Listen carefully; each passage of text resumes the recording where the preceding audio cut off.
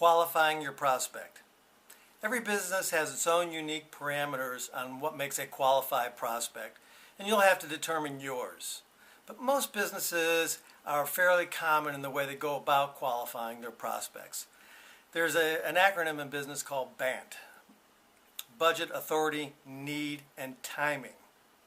Those are the 4 criteria that most businesses use to determine if they have a qualified prospect. Of those 4 items, I think need is probably the most crucial. If your prospect doesn't have a need or a want for what you're selling, it's going to be a really difficult situation for you. However, if they do have that need, then it's incumbent upon you to make sure that they consider your product or service before moving ahead.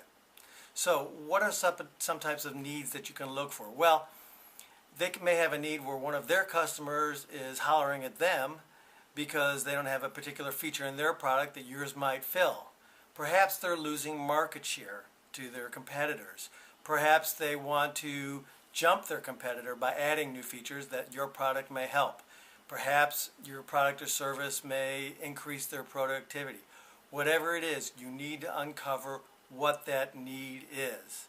Now, I'm not saying that the other parts of BANT aren't important. So let's look at a couple of other ones. Authority.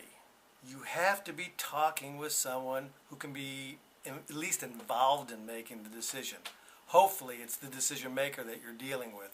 But certainly don't go too far into your sales cycle or buy cycle unless you're dealing with someone who has the authority to see your sale all the way through. And you may have both of those. You may have a prospect with a need. You're dealing with the person who has the authority, but maybe it's just not the right time for them.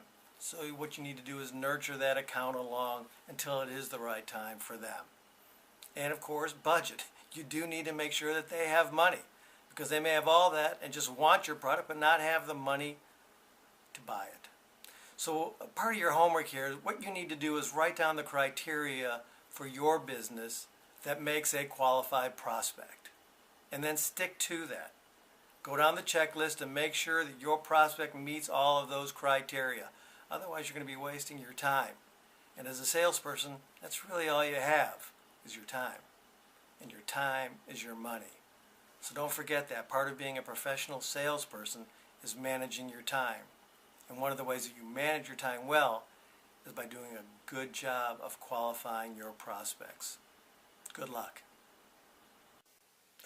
You can get all 262 sales training lessons on how to be a professional salesperson on my website. The URL is listed below.